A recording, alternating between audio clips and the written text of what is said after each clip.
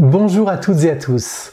Si vous vous intéressez à l'accompagnement des personnes traumatisées, des victimes de violences, des enfants maltraités et d'une manière générale, si vous êtes thérapeute, médecin, psychologue, psychiatre, infirmière ou infirmier, ou si vous-même avez été victime de violences, je vous invite à me retrouver mercredi prochain, le 9 octobre à 20h30 sur Internet.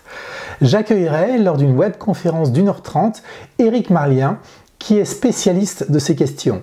Éric a publié ce livre, Le système nerveux autonome de la théorie polyvagale au développement psychosomatique.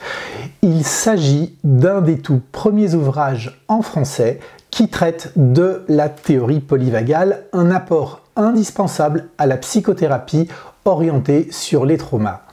La théorie polyvagale est issue des travaux de Stephen Porges, qui est un éminent chercheur en psychologie, en neurosciences et en biologie évolutive, et qui est aujourd'hui professeur de psychiatrie à l'Université de Caroline du Nord, et il est reconnu également mondialement par les plus éminents spécialistes.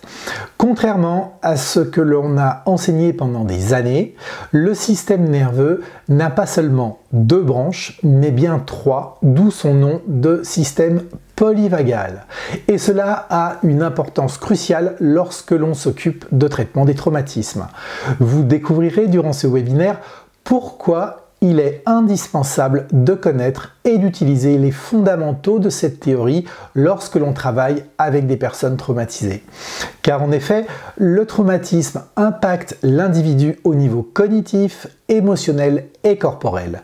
Le lien ou le substrat de ces trois composantes implique de façon essentielle les trois branches du système nerveux autonome telles qu'elles sont décrites par cette fameuse théorie polyvagale.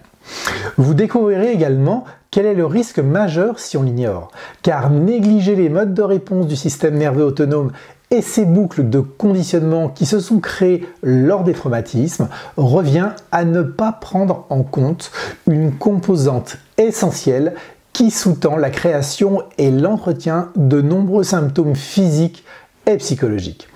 Et enfin, nous aborderons le bénéfice principal au niveau de la pratique thérapeutique lorsque l'on intègre ces connaissances dans nos séances.